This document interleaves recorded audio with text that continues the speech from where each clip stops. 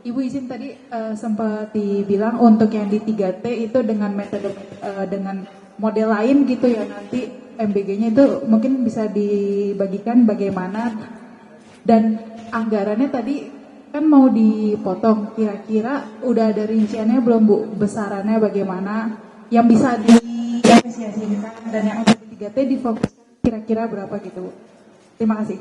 Terima kasih Mbak Lydia. Kita kan hari pertama urung ngitung-ngitung angka Mbak. Saya belum kita ngitung-ngitung, tapi intinya dulu kan formalisinya menggunakan dibangun dengan pakai seluruhnya anggaran negara. Yang sekarang itu kita coba ada alternatif lain. Misalnya ada CSR BUMN, ada hibah dari negara lain, itu banyak loh hibah-hibah ini. Bahkan sekarang sudah ada juga beberapa yayasan yang menerima hibah untuk membangun dapur, ya. Kemudian ada juga misalnya kalau ada pengusaha dia berinvestasi di tempat yang terpencil, kemudian ada sekolah, ada lain-lain, mereka juga punya CSR kan? Nah, itu untuk bisa membangun. Jadi ada beberapa alternatif. Intinya untuk mengurangi beban anggaran APBN yang dulu kan full 100% mau dibiayai oleh APBN. Nah, dan kita juga ininya tidak harus membangun dapur baru, itu prinsipnya. Kita bisa menggunakan dapur-dapur misalnya kantin sekolah. Karena 3T ini cuman ada yang 200, ada 81, ada 47 orang di wilayah-wilayah itu. Jadi nggak mungkin kita membangun dapur-dapur baru. Jadi yang sudah ada existing, nggak tahu dapurnya siapa, mungkin ada dapur umum atau apa. Intinya tidak harus membangun dapur baru. Oke, terima kasih. Ya, satu lagi dari ya. sisi kanan, silakan. Selamat sore, ibu-ibu dan bapak. Andi, Pak, Bu dari Kata-Data. Ada pertanyaan. Yang pertama buat Bu Arum mungkin ya, kan ini salah satu alasan pergantian pemain di BGN kan untuk biar lebih ketat gitu ya sama yang katanya Pak Mensesnek juga. Kira-kira bakal ada inovasi apa nih Bu untuk pengetatan atau pengawasan biar nggak ada kebocoran lagi di BGN seperti pesannya Pak Prabowo dan Pak Mensesnek. Terus tadi kan ini akan ada moratorium sama bakal ada pelatihan SDM di SPPG-nya ya. Itu saya tangkapnya begitu. Dengan adanya langkah baru ini, apakah di akhir tahun ini masih akan tercapai 82,6 juta atau ini akan jadi lebih panjang lagi jadwalnya? Terima kasih. Ya. Moratorium tadi udah tak jawab, masa dijawab lagi. Nah, jadi gini, dampaknya ya.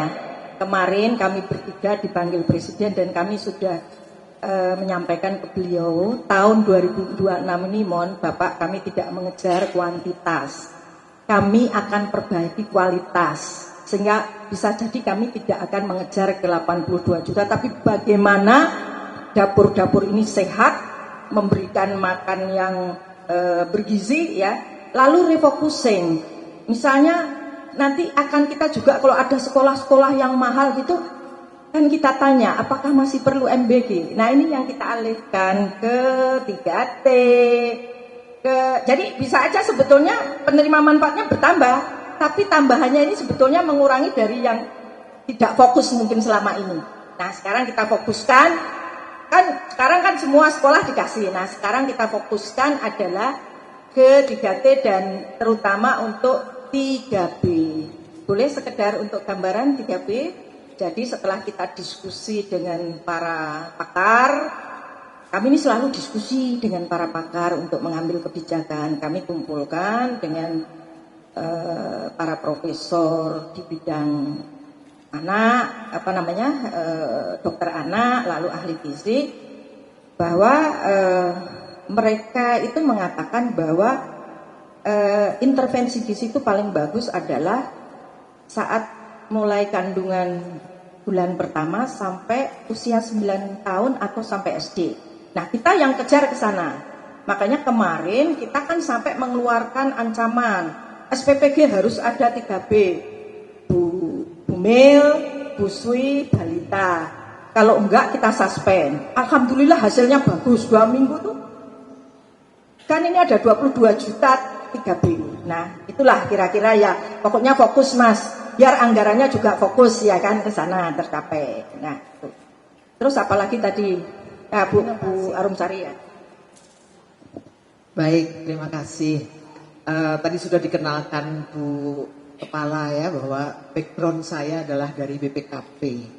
Saya auditor 34 tahun, jadi kami ini kalau namanya auditor pasti ekspertisnya adalah di bidang tata kelola dan pengendalian internal. Jadi itu satu paket Mas sebenarnya ya.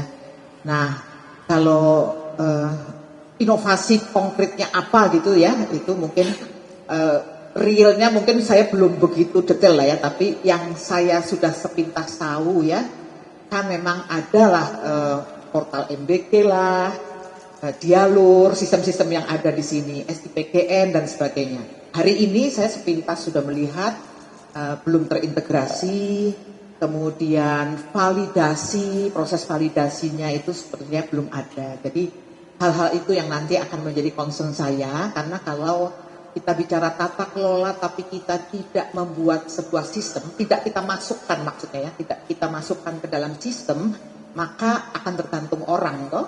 Nah, kami akan mencoba nanti bahwa kebijakan strategis yang sudah disampaikan oleh Pak Presiden dalam hal ini memberikan prioritas kepada tadi daerah 3T misalnya, nanti kita akan ambil datanya dan sebagainya. Dan itu saya sudah bicara juga kemarin kebetulan ketemu, kita kolaborasi dengan kementerian-kementerian lain, karena sebenarnya kementerian lain bisa jadi sudah punya data ya, misalnya ya yang jelas yang sekarang juga sudah dipakai juga nih ya di data untuk yang Dapodik misalnya gitu ya. Nah, tapi kita akan memperluas nanti dengan data-data yang lain. Kami akan bekerja sama dengan Kemenkes yang mungkin sudah punya sebenarnya data dan sudah punya program juga misalnya untuk stunting dan sebagainya. Jadi itu mungkin saya mohon maaf saya belum bisa menjawab terlalu jauh karena kalau Bu Nani kan sudah lebih dahulu di sini ya. Kalau saya ini benar-benar baru hari pertama juga baru, dan saya juga belum dapat ruangan Mas, jadi karena ruangannya masih disegel, jadi belum bisa mungkin mohon maaf. Nanti saya akan terus mengupdate seperti tadi Bu Kepala sampaikan.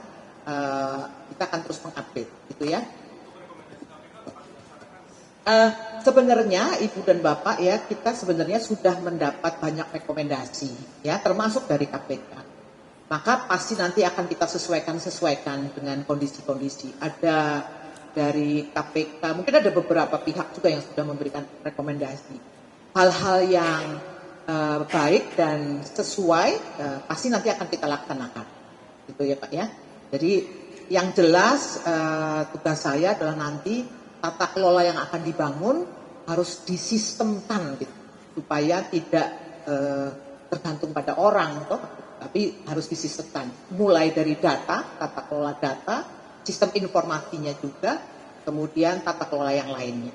Itu mungkin yang jawaban saya. Mohon maaf kalau belum bisa memuaskan, baru hari pertama Mas.